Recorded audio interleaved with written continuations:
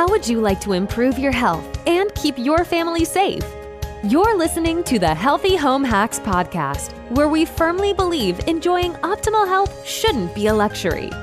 Healthy Home Authorities and husband and wife team Ron and Lisa will help you create a home environment that will level up your health. It's time to hear from the experts. Listen in on honest conversations and gain the best tips and advice. If you're ready to dive in and improve your well-being and increase your energy, you're in the right place. All right, here are your hosts, bowel biologists, authors, media darlings, vicarious vegans, and avocado aficionados, Ron and Lisa Barris. Friends, it's time to take control of your health, breathe better, and sleep more soundly.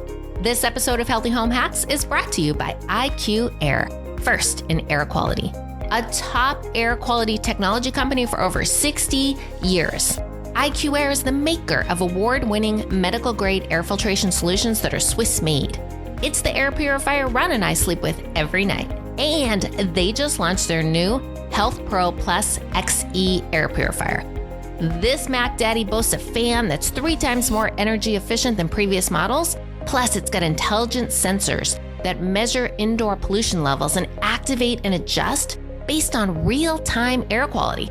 It's got smart app integration and, of course, a medical-grade air filtration with a hyper HEPA technology proven to capture 99.5% of particles down to 0.003 microns. Guys, that means powerful protection from allergens, smoke, and even bacteria and viruses that you'd otherwise be breathing in. Visit them at iqair.com. Then click on air purifiers in the top taskbar to find the ideal solution for you and your family. Happy breathing. Where there's smoke, there's fire. And guess what, friends? It's wildfire season. We talk a lot about indoor air quality on this show, but we've never discussed the health dangers of wildfires. This year, Texas has already experienced its largest fire in recorded history, and recent blazes also occurred in Virginia, North Carolina, West Virginia, and Maryland. In the first 3 months of 2024, over 2,600 square miles have been charred in the United States. Think you don't live in an area that's affected? Think again. Smoke can travel for miles beyond its source. In 2020, smoke from wildfires in the western U.S. drifted for almost 5,000 miles, eventually being detected as far away as Europe. And that's a huge concern, considering the primary cause of death from wildfires is smoke inhalation. 50 to 80% of fire deaths are from smoke inhalation. Makes sense when you consider the fact that wildfire smoke is a mixture of thousands of individual compounds. Someone who is with us today to shed light on this extremely important topic is wife, mom, tree hugger, sports enthusiast, as we talked at the top of before the show started, Right. ex-pro athlete and CEO of IQ Air North America. Glory Dolphin-Hamas is an expert in environmental control, a certified indoor environmentalist, and a licensed HVAC contractor. Glory began her tenure with IQ Air as one of the youngest CEOs in North America. She oversaw the launches of IQ Air's Health Pro series and the Air Visual platform, allowing air quality data to be shared around the world. She also created the Clean Air for All, which led to the IQ Air Foundation, a nonprofit focused on providing clean air for kids in schools. Welcome to the show, Glory. Yes, you guys are so awesome. Thank you for that wonderful, wonderful introduction. I think it's all just going to go downhill from here. Oh, no, it's going uphill. You know, it was fun chatting with you before the podcast about just your athletic career and running 400-meter hurdles. And oh my gosh, you're just a champion, Glory. Yeah, and she's got a walking death behind her, guys. So don't let her humbleness. I do go hard on the walking desk, so yeah. I need one of those. That's hardcore. I'm very impressed with anyone who uses one of those because I'm like, isn't it like patting your head and rubbing your stomach a little? It is. You can really only do it for certain things, like don't try to write emails while you're doing it, right? They'll be a little bouncy. Well, this is a really awesome topic that we have not covered on Healthy Home Hacks before, the dangers of wildfires. And, we talk about indoor air quality inside the home, which obviously this is going to affect too, but not so much about the outdoor pollution. So, Glory, how do wildfires impact people? They impact people in a major way. Of course, the concentration of pollutants in wildfires is very high.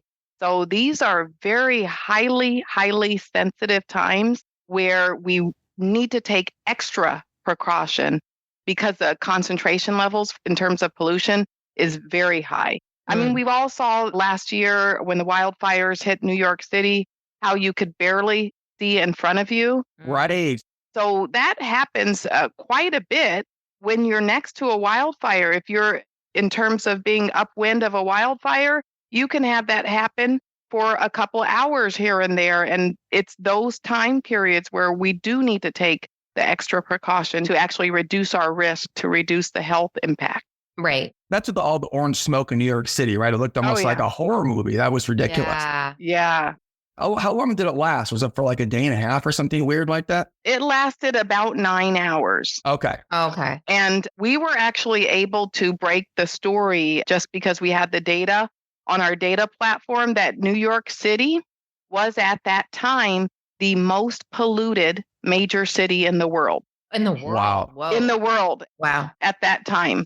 And it was for about a 4-hour period that it was. And it's so congested there. It's like, where can you go? Right. And a lot of people, they don't have HVAC, a lot of people there. So they rely on opening their windows, right? Yeah. A lot of older buildings in that area. But one thing that someone actually talked to me about, and they said they found it particularly unfair, that level of pollution occurred in New York City, not because of anything that was happening in New York City. It was happening in Canada. So the wildfires actually came over from Canada through the winds that just brought it there. So it traveled a long, long way. But also we see for other different issues, industrial issues like in East Palestine, just the plume that was detected in East Palestine, it spread over 14 states. Oh my gosh, that's crazy. Just from that one particular incident. So that just goes to show you how much we're interdependent on one another, and we just share this environmental envelope all together. Wow. Yeah. Is wildfire season typically in the hot months, summer? Or I've also read that now it's becoming like almost a 6-month season. Right. And or longer. Used to be a 2 to 3 month season. So it's been substantially longer. And unfortunately, what's going on with regards to Canada. So Canada is a larger geographical area than the United States. So it has more miles, more square miles than the United States does, but it actually only has 1/10 of the population.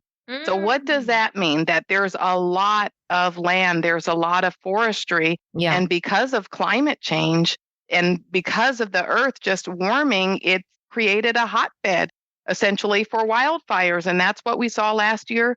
We saw that the wildfires in Canada got to an area that was essentially non-inhabited and for thousands and thousands of miles. And how can they possibly really dampen those fires when there's basically thousands and thousands of miles burning and there's no real way to attack it? So nobody there, and how long it takes them to get there and to handle that. That's an interesting point. So at some point in time they just had to evacuate cities and evacuate people. That's so sad. Now I'm guessing a colder climate actually, does that limit the number of wildfires there could be, or is that irrelevant?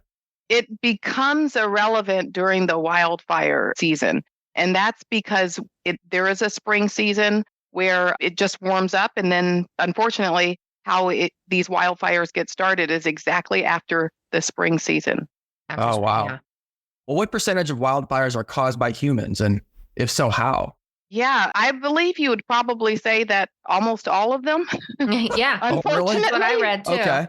So these guys come out every spring and they start the trees on fire. Or they just realize it's an opportune time to cause a fire, I guess. Well, I think Smokey the Bear would probably have a lot to say about this, but Maybe we'll have him as a caller next time.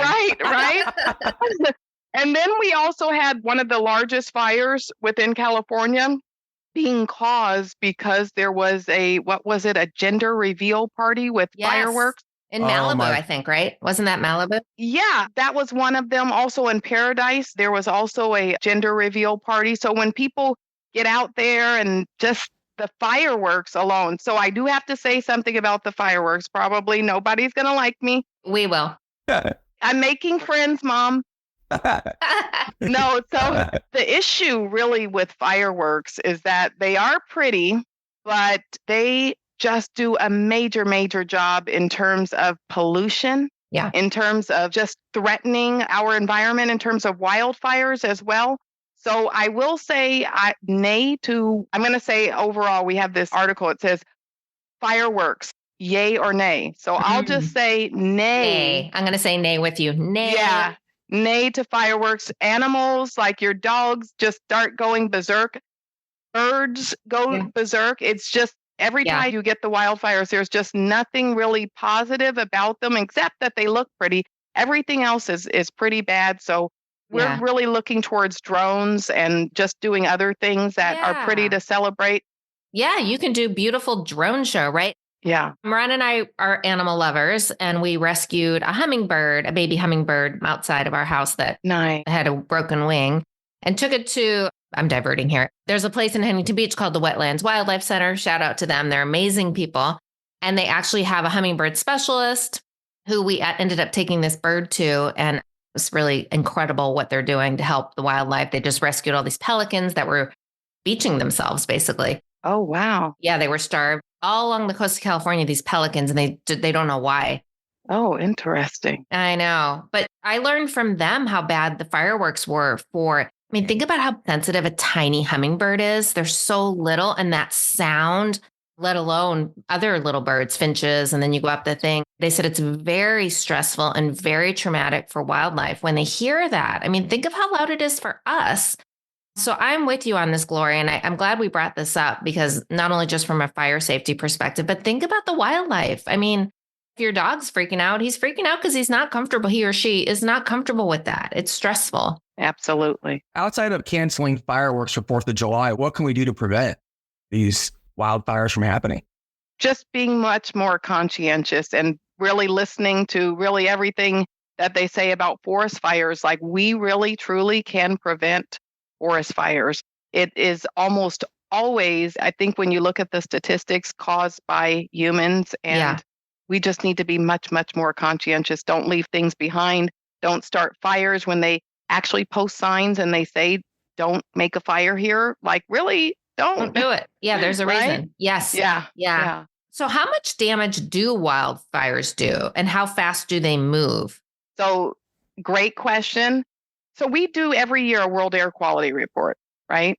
So with our World Air Quality Report, when it looked at Northern America, we usually always have the United States being number one in pollution. But guess what happened last year?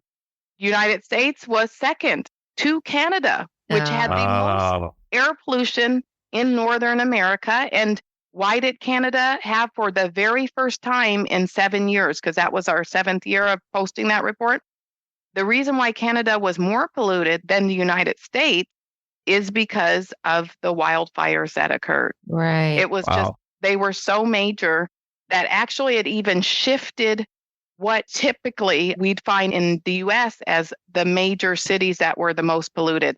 So even in the U.S., the major cities that were the most polluted usually is always in California.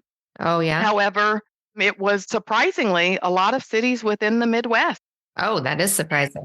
Yeah, and that has to do with upwinds, with the winds from the Canadian wildfires taking that plume from the Canadian wildfires and distributing it throughout the Midwest. So for some reason that doesn't have anything to do with the local pollution, we have the Midwest cities actually uprooting what would typically be the most polluted major cities in the U.S. And of course, Canada being the most polluted country overall for the first time. We're glad we're not first anymore, but we don't want anyone outdoing that either, right? It's like, it's not the competition you want to be a part of.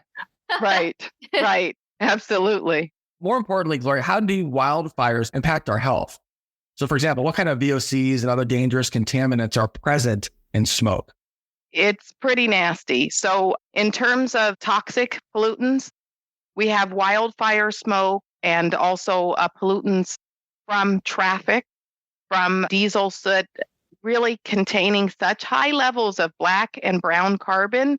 They're toxic levels of black and brown carbon. So, also the other problem, you combine the toxic levels of black and brown carbon with PM 2.5, you combine that with the amount of VOCs in general, the amount of volatile organic compounds that you have, and it's just a dangerous mix. It's a dangerous mix that not only affects us from a respiratory level, but it actually affects every cell of our body and can not only do damage on a respiratory level, on a cardiovascular level. The amount of people that go into the emergency room as a result of what's called an air quality episode for heart problems, very high. So it actually changes the epidemiology, and you're able to see the impact from a health perspective of cardiovascular disease just because of air quality episodes. Wow. But also, we're able to see on another level, even certain cancers that are caused by exposure to these different toxic pollutant materials. And so what that does is also uproot what might be in terms of cancer statistics, throwing off these statistics, and then we see certain types of cancers actually increasing as a result. Right. So going back to what you said, the PM 2.5 is the ultrafine particles, correct? It's what's called fine particles. So ultrafine particles are probably PM1 and a little bit smaller. Okay. And by the PM 2.5 is, what's the size point in there again? It's PM 2.5 is 2.5 microns.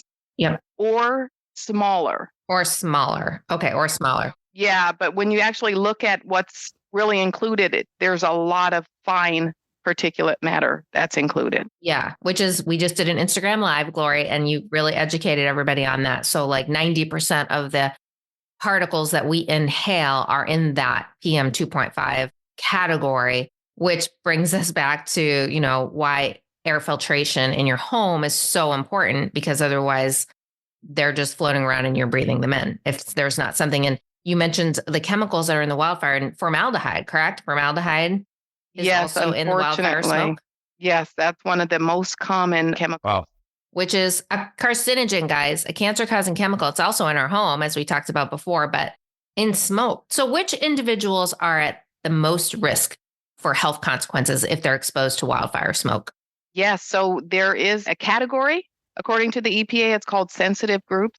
Okay. So these are young people, our children, the elderly, and then also there's another category of sensitive groups, which are people that have respiratory issues, have autoimmune diseases as well, and cardiovascular disease. And of course, people that might be suffering from other diseases like cancer as well. Okay. Yeah. So stay indoors. Stay indoors. Stop lighting fires and stay indoors. Yeah. Next to your air purifier, just hold it. Right. Right. Just stand by it. If you have to go, though, outdoors, you can wear a high quality mask to go outdoors. Right. And that's supposed to provide, I know we even have a mask, IQ Air has a mask, and it's FFP2, German-made mask, and it provides over 95% essentially protection when you go outdoors. Sehr gut, wunderbar, sehr gut. Is that more effective than an N95? Ron's going to show off his one German line. Yeah, right. Thank you. That's my chance. He has really good pronunciation, though. I'm always so super impressed. Well, it's the one word he says over and over. He better have it down pat. Right. Okay. If you say 20 words, consistently, hopefully you get it right. So no, I'm kidding. He knows 2 words. He knows his couple sentences. Thank you, Lisa. No, but is the N95? How does that compare to the PPF2?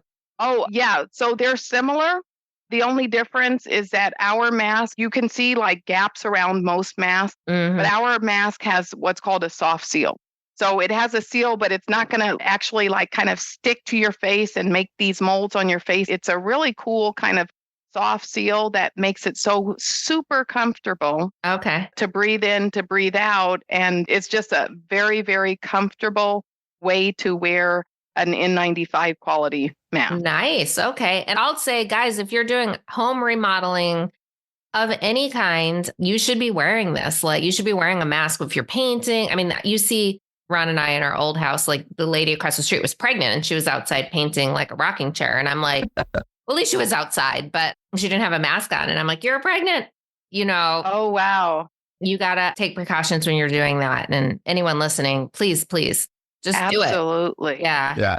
That's so true, because I do watch some of those home improvement shows and it's super scary. It's super scary. I'm seeing the demo. I'm seeing the plume. I'm seeing all of that, and I'm not seeing any mask. No mask. Listen to Lisa, please. Chip, Joanna, get masked up. I mean, Chip is so fun, and he's smashing the walls on his demo day, and you're like, what?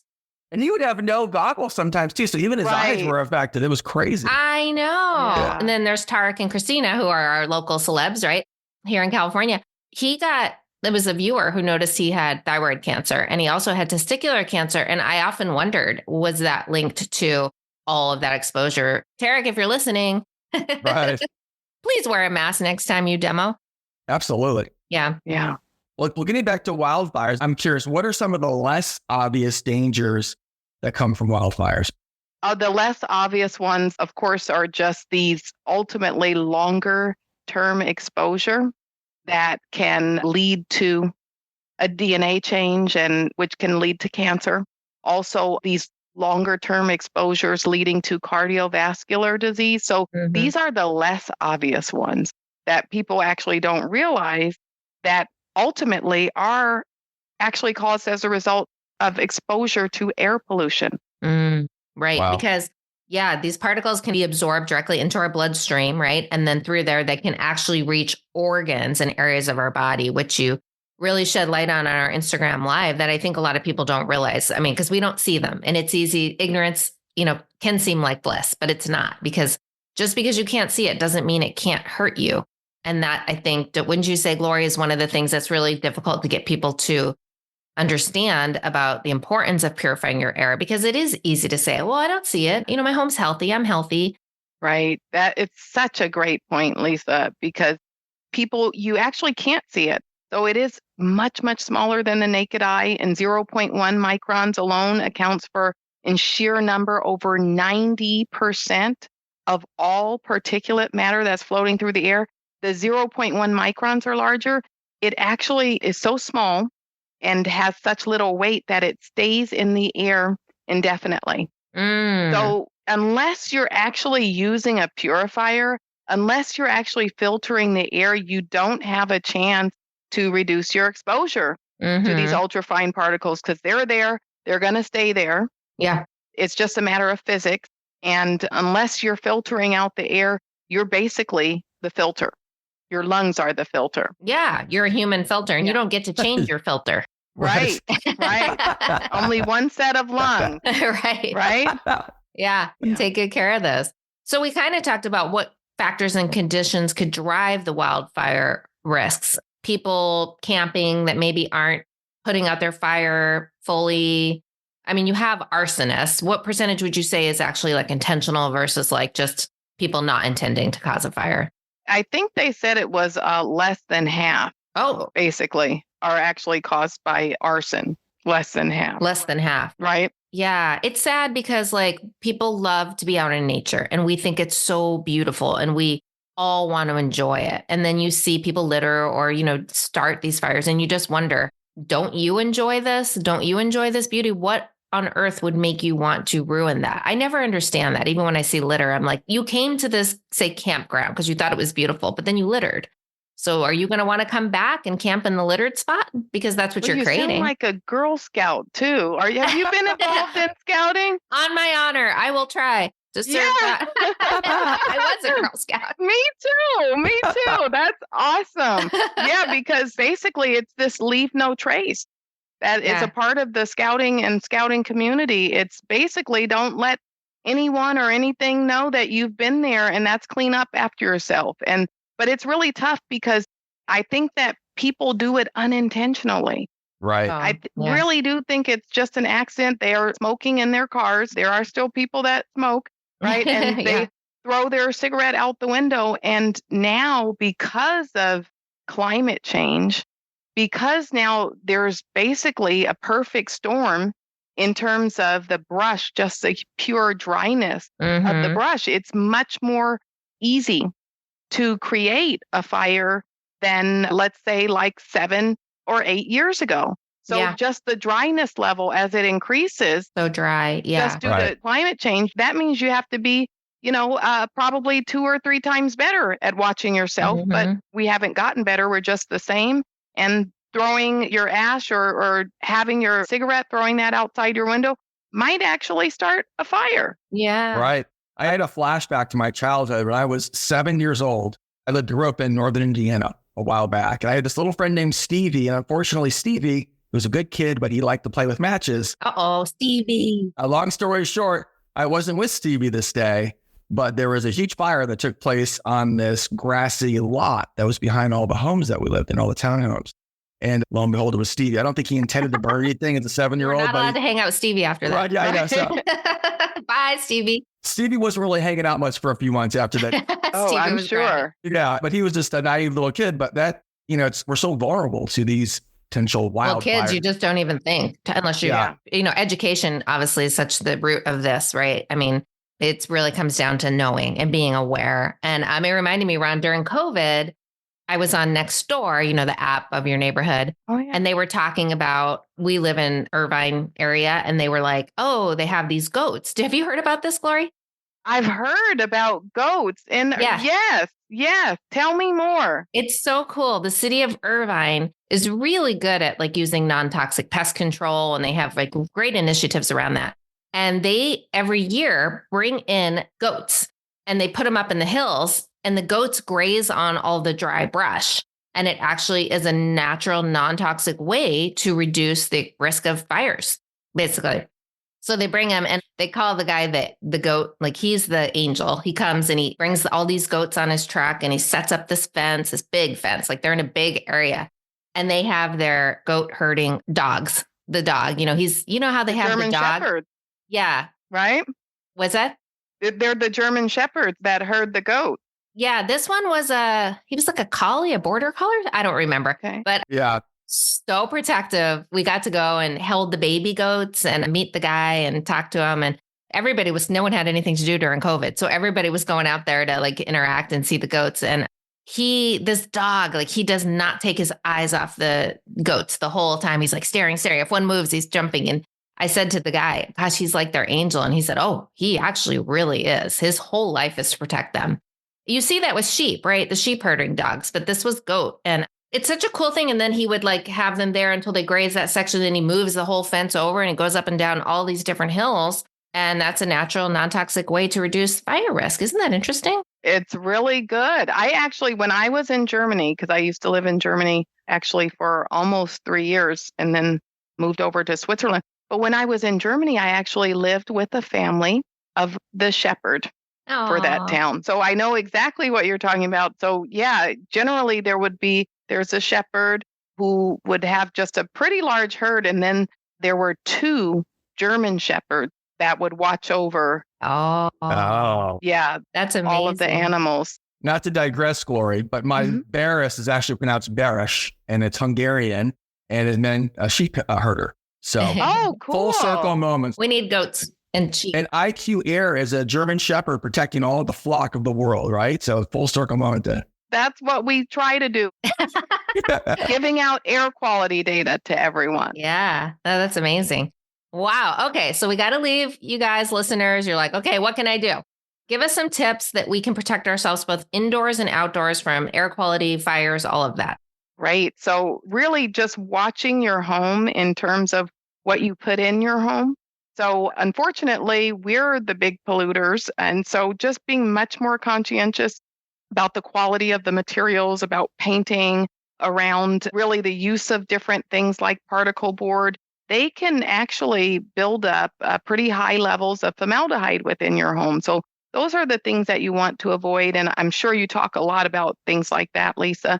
because I know you really take a great approach when it comes to reducing and making your home really clean and healthy overall. But these are things that people can do when you have wildfires. If you have an air purifier, you definitely want to have your air purifier with your filters ready, really recirculating the air all the time, closing windows. We'd all want to have oxygenated air, but when it's times during the wildfire, you do not want to have the additional burden of having just high concentration pollutants in your home. So definitely, if you can, seal up even gaps within doors and windows during that time. Yeah, get that caulking out and seal all those holes. And I know it's like, we've interviewed a lot of architects and builders on the whole tightly sealed situation. Yeah. And now they're kind of saying, yeah, it's still good to do that. You just need a great filtration. A lot of them like the ERV or whatever. ERVs are great. Yeah, so you're still But not without a filter though, right? Yes, exactly. Yeah. Filter. Yeah. Yeah. Filter. And if you're listening and you have not changed your HVAC filter, do it today. Let this be your whisper. You'll be shocked every time we change ours. And we change ours every 3 months, like you're supposed to, according to the EPA. Every season, guys, change that HVAC filter. You'll be shocked at what it's collecting. And then in addition, of course, your air purifier, your portable air purifiers that you have in your house, your IQ Air, hopefully, you want to be changing that filter regularly. And I know we talked about this too, Glory. You do your pre-filter. Tell us the times that you would be changing these filters. Sure. So your pre-filter is changed about every 10 to 12 months. Okay. Your gas and odor filter, the V5 cell, is changed every 18 months. The hyper HEPA filter is changed once every 4 years. Once every 4 years. Okay. So lasts a super long time. Yeah. And you said it's about 100 and how much a year? It's about $120 a year. $120 a year, guys. That's an investment in your health. You buy vitamins, you have a gym membership. This is a health. This goes in your health category. Your filters. Don't think like, oh, it's expensive. It's your health. It's an investment in your health. And if you don't have the filters, then you are the filter. And that's the problem. You're the walking human filter. Yeah. Yeah. And so when we're talking about wildfires, is it really the gas filter that's really working hard, or is the HEPA filter taking stuff out too? It's going to mainly be the HEPA filter that's working extra hard. Oh, the HEPA. Okay. Yeah, it's going to be mainly the HEPA filter. All of the filters, of course, there's gas and odor, but boy, the amount of PM 2.5, the amount of black carbon and brown carbon is off the chart. Scary. You'll see it when you replace that filter, right? You'll probably see it. Oh, okay. Yeah. Absolutely. So you'll see the color has changed. So our filters are white. So when you not going to be white, it's going to be black and it's going to be brown when you're changing the filter. And all of that, what you see is what you're not breathing. Right. That's insane because, when you look at that, you're like, that would have otherwise gone in somebody's lungs in this household, right? If it wasn't being captured. Seeing is believing. Wow. Well, this is exciting. Really great. Glory, thank you so much for helping us cover such an important topic. And I noticed on your site, you guys have a wildfire checklist, which I thought was so amazing. So I'm going to put the link in the show notes. Remember, this doesn't matter where you live. If you think you're not affected, you still can be because of the drifting of the air and all of that, as Glory mentioned. Absolutely. And to learn more about IQ Air, please visit iqair.com. And as always, head to healthyhomehacks.com for all the links in the show notes. And be sure to subscribe to this show so you don't miss another episode, and get ready to up-level your health. Bye, everyone. Thank you. Bye, everyone. Thank you, Glory. Bye. Thank you. Thank you. Thank you, Glory. This episode of the Healthy Home Hacks podcast has ended, but be sure to subscribe for more healthy living strategies and tactics to help you create the healthy home you've always dreamed of. And don't forget to rate and review so we can continue to bring you the best content. See you on the next episode.